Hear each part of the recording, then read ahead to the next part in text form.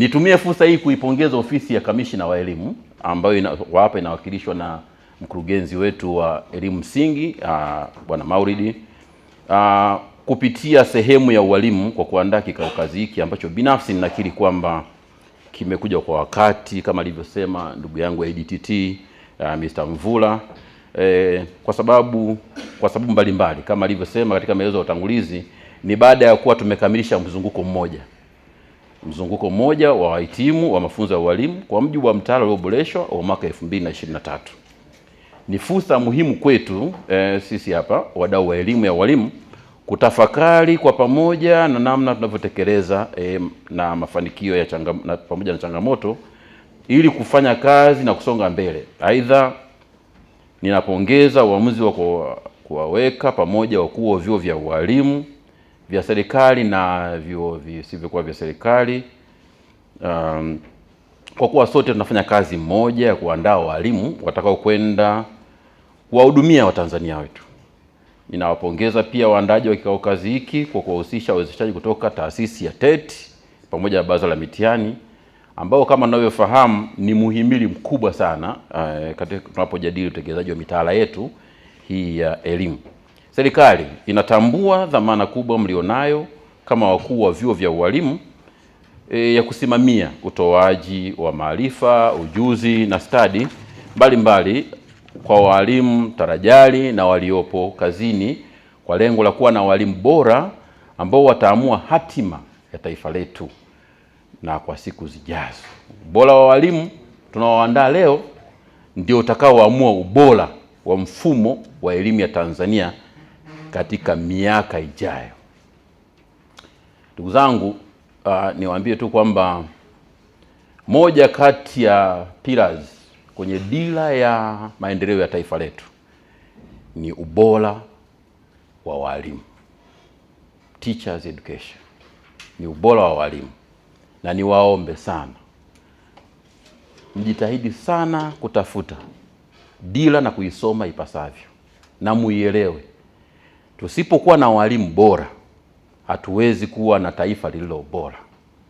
Kwa hiyo ubora wa Tanzania hapa unategemea sana ninyi ndugu zangu wakuu wa vyuo vya walimu.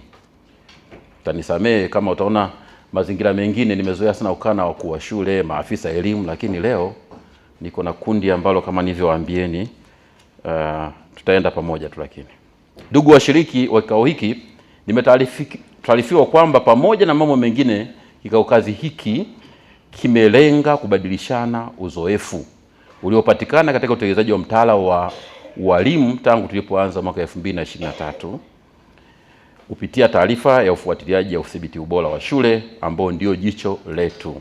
Lakini pia mtajadili utekelezaji wa ualimu kwa vitendo shule jirani na masuala ya usuyo elimu ya walimu kwa njia ya masafa ikiwemo matumizi ya LMS, Learning Management System, na kwa uchache ya usuyo bodi ya kitaalamu ya walimu. Haya yote yatafanyika kwa siku ya kwanza kama alivyosema ADTT. Kwa hiyo leo mna siku ngumu na ndio maana mimi hotuba yangu naikimbiza kwa sababu amesema mpaka saa 1 leo. Kwa hiyo hiki ni kikao kazi kweli kweli. Leo sio siku ya kupiga bra bra. Ni kikao kazi, ni wasihi uwe na diary yako. Diary, sio notebook, diary. Na siku ya pili nimejulishwa kwamba wale wa vyuo vya serikali watapata fursa ya kupitishwa katika masuala ya muhimu yanayohusu usimamizi wa vyuo vya ualimu, ikiwemo utekelezaji wa bajeti kwa mwaka 2026 na 27, lakini manunuzi ya umma, usimamizi wa fedha za umma na namna bora ya kutumia fursa zilizopo kwenye vyuo vyetu. Hivyo na wasihi kila mmoja wenu atumie muda huu mfupi uliotengwa kushiriki kamilifu katika kwa manufaa ya elimu ya ualimu kwa taifa kwa ujumla. Napenda mfahamu kwamba kikao kazi hiki kinafanyika katika kipindi muhimu ambacho serikali ya Jamhuri ya Muungano wa Tanzania chini ya usimamizi na uongozi mahiri wa Mheshimiwa Rais Dr. Samia Suluhu Hassan, Rais wa Jamhuri ya Muungano wa Tanzania, inaendelea kutekeleza maboresho makubwa katika sekta ya elimu pamoja na kutekeleza malengo mapana ya Dira ya Taifa ya Maendeleo ya 2050. Maono makuu ya Mheshimiwa Rais ni kuona ya kwamba kila Mtanzania anapata elimu iliyo bora, inayomjenga kuwa mzalendo wa taifa, elimu jumuishi yenye usawa na inayokidhi mahitaji ya maendeleo ya taifa pamoja na mabadiliko yanayoendana na wakati. Miongoni mwa hatua kubwa na muhimu zilizochukuliwa na serikali ili kukidhi maono hayo ni maboresho ya sera ya elimu na mafunzo ya mwaka 2014 toleo la 2023. Pamoja na mitaala katika ngazi zote za elimu ikiwemo elimu ya walimu. Maboresho haya ya mitaala ya elimu ya walimu kama mnavyofahamu yanalenga kuandaa walimu wenye umahiri wa kufundisha kwa kuzingatia stadi za karne ya 21 zenye matumizi ya teknolojia na ubunifu na wenye kuzingatia maadili ya taaluma ya ualimu. Kama nilivyosema, twende tuisome Dira ya 2050 inasemaje. Unajua pale kuna swala zima la matumizi ya teknolojia. Hebu tuzingatie basi yale mafunzo kwa wanafunzi kwa vitendo ndani ya chuo chenyewe kwanza, kuhakikisha kwamba wanachuo wetu wale wanakuwa mahiri kwenye teknolojia. Matumizi ya tehama ni moja kati ya vitu ambavyo vinazingatiwa sana. Kimboka, si pale unayo pale pale Songea mnayo eh? Yes, naona uko na mtu wa Sumbawanga hapo. Bila shaka kwenye vyuo vyetu tutazingatia haya. Wanachuo wakitoka pale basi wawe na umahiri kwa kuzingatia Dira ya 2050. Tupo kwenye kipindi cha mabadiliko. Natamani wakuu wa vyuo hapa muwe chachu ya hayo mabadiliko sana. Yaani ukienda kama ule uongozi wa zamani tu kwamba mkuu wa chuo umepiga tai yako na koti, halafu kinachoendelea hauna mpango nacho. I say wewe utakuwa umetuangusha sana. Tunatamani wakitoka pale wanachuo watoke wako mahiri. Watatokaje? Ni wewe. Mimi huwa ndugu viongozi huwa nasema taasisi ni kiongozi. Yaani unavyokiona kile chuo chako kile ni wewe mkuu wa chuo ndio umekifanya kiwe vile. Huwa nawaambia maafisa elimu, halmashauri yako iko hivyo kwa sababu ya wewe ndio ulivyo. Mkoa wako uko vile kwa sababu wewe afisa elimu wa mkoa uko hivyo. Kwa hiyo chuo kiko hivyo kwa sababu yako. Kwa ni lazima wewe mwenyewe kwanza ukubali kwenda na mabadiliko. Na mabadiliko haya usisubiri mtu aje kukumbushe. Ujikumbushe wewe na upitie nyaraka na usome. Usikasimu. Tuna tabia kukasimu, kisha kuwa mkubwa kila kitu nampatia msaidizi. Wewe mwenyewe umahiri unakuwa haupo. Ikisha kuwa hivyo hakuna kinachoendelea. Utatumia tu uzoefu wa fulani, uzoefu wa mkuu wako wa chuo kabla hujawa mkuu wa chuo. Mzee wa Patani, unaendeleaje bwana? Nakumbuka ulikuwa msaidizi wa ndugu yangu Mvula. Keti tu. Walinipa ushirikiano sana mimi nikiwa afisa elimu wa mkoa wa Ruvuma.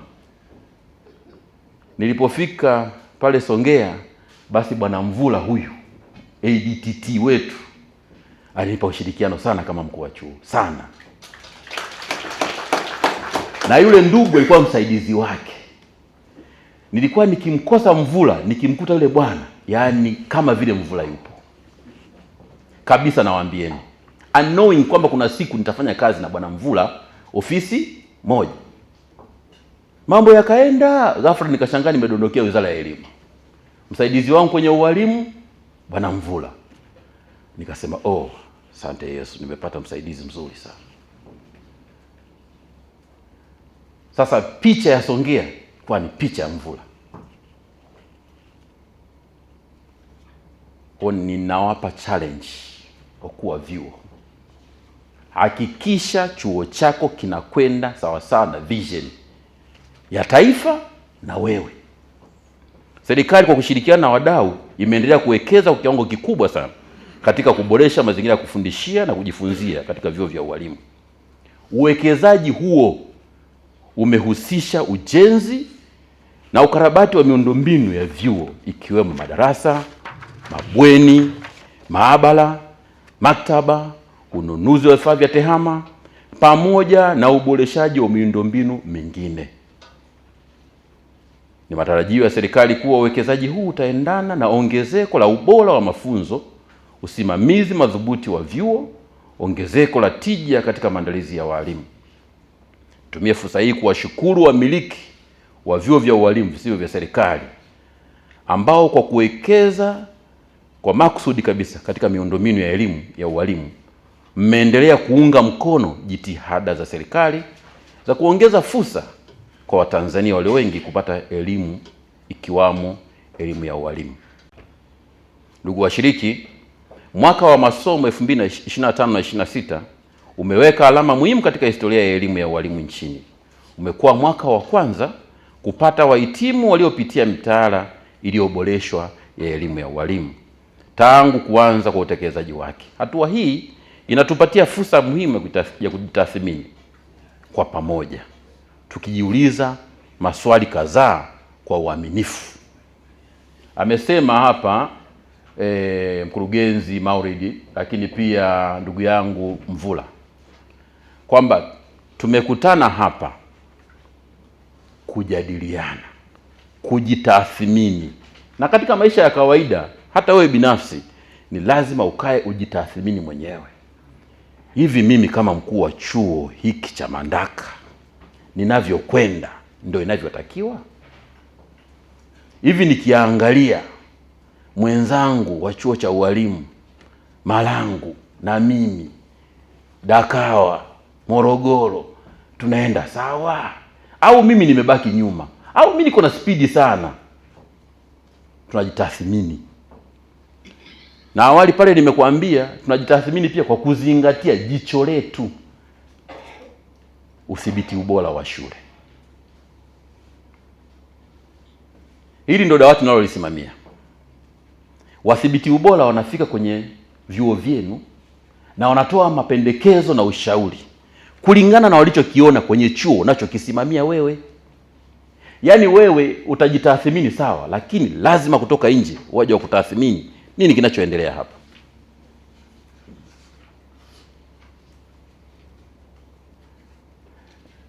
Nikiwa mkurugenzi wa elimu TAMISEMI, sikuwahi kudhani nitakuja kuwa mdhibiti ubora wa shule.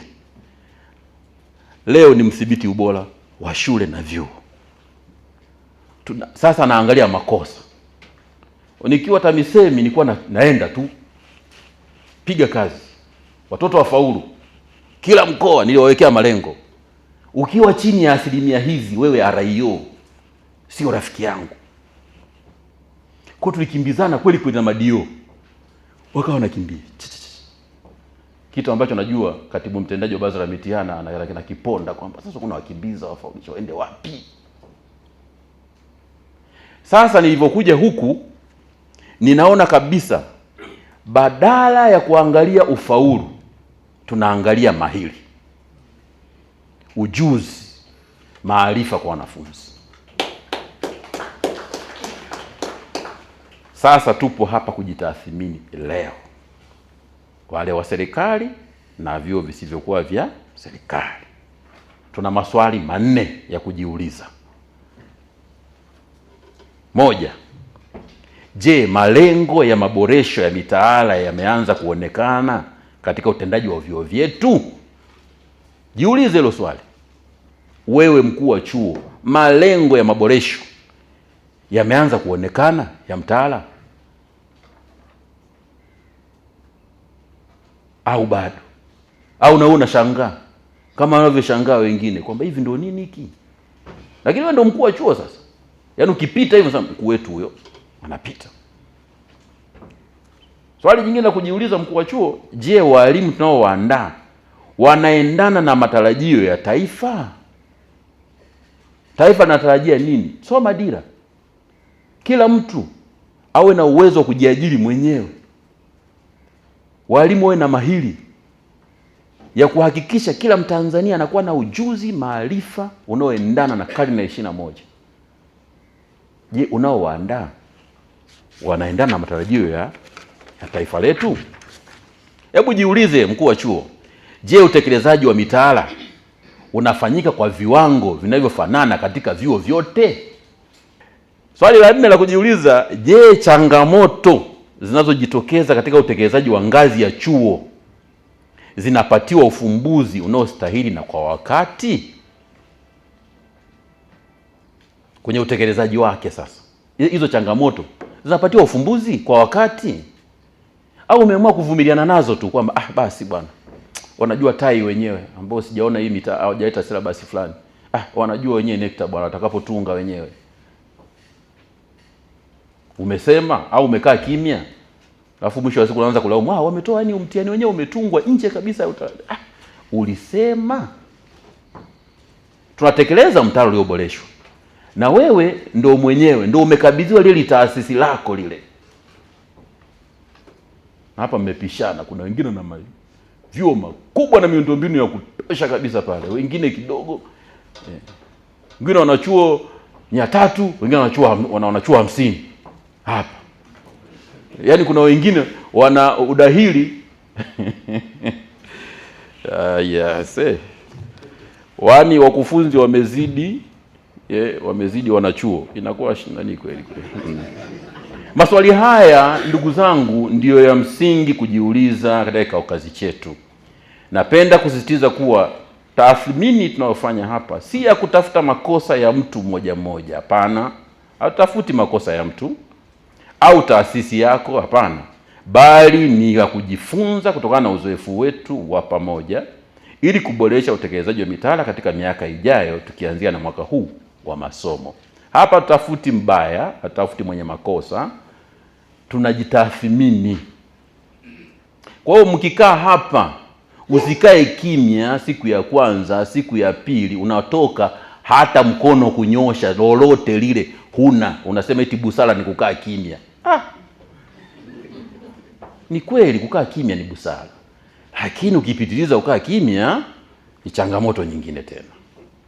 Tumeita kikao kazi kwa sababu tumekuja ili basi kazi tunayoifanya ya kuandaa walimu tuifanye katika namna ambavyo miongozo yetu inatutaka, lakini tuifanye katika hali ile ya usawa kwa pamoja. Ndio maana tumealika kama timu ya wale wale wadau wanaounga mkono serikali na sisi ambao ni wa upande wa serikali. Wote tunaandaa walimu ambao wanaenda kuhudumia Watanzania.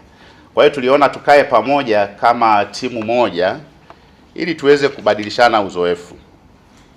Kwa siku moja hii ya leo tuitumie kwa ajili ya kubadilishana uzoefu na walao kuona kama tunafanya hivi tunawezaje kufanya vizuri zaidi.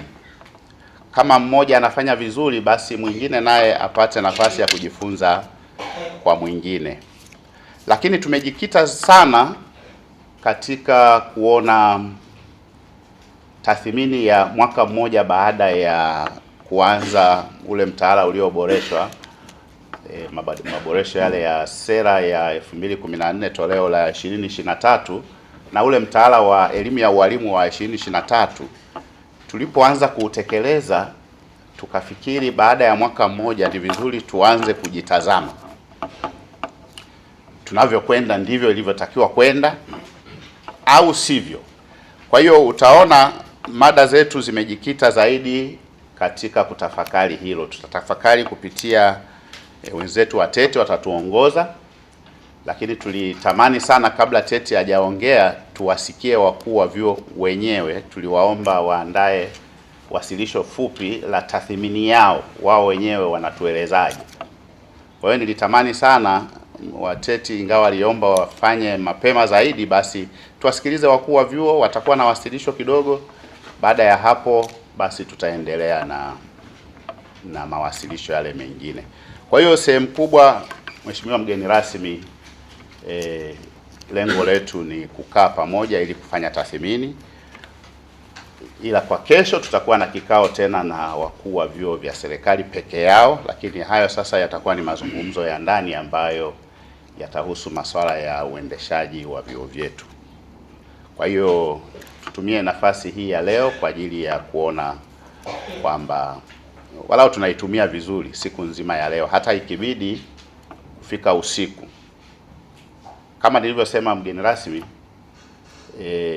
sisi ni timu moja na tunatamani twende hivyo hata katika kutekeleza mitaala yetu. Sasa tutaona katika mazungumzo hapa tunapishania wapi, kwa nini tusiende sambamba, tusiende pamoja. Labda kupitia mazungumzo tutajua shida iko wapi. Hivi ni viwanda vikubwa ambavyo vinazalisha mashine za kwenda kuendesha viwanda vidogo vidogo. Kwa hiyo tunawaheshimu sana. Na katika mabadiliko haya, Mheshimiwa mgeni rasmi, katika kipindi hichi mkurugenzi amesema hawa watakuwa na kitu wanataka kuwatuwasilishia hapa. Hicho kitu wanachowasilishia hawa ndio waliofanya tathmini kubwa katika uendeshaji, kwa sababu wana practice at the same time wanajifanya nini, wana assess uendeshaji wenyewe kwa ujumla wake. Kwa hiyo tunawathamini sana wakuu wa vyuo na tunawathamini sana watu wa taaluma mliopo humu ndani, na tunaona utendaji wenu pamoja na changamoto hizo zilizokwenda ndogo ndogo, lakini utendaji wenu tunauona na hongereni sana. Lakini tukushukuru sana mgeni rasmi kwa kuacha shughuli zako na kuja kushiriki nasi, lakini tukushukuru vile vile kukubali kwamba kikao hichi kifanyike wakati huu muhimu sana. Ungeamua kusema bado ama usingefanya, lakini kwa sababu hawa ni watumishi wako umekubali kikao hichi kifanyike ili tujitathmini na tuone mwelekeo mkubwa huko tuendako. Tumedhamiria tunaboresha elimu yetu.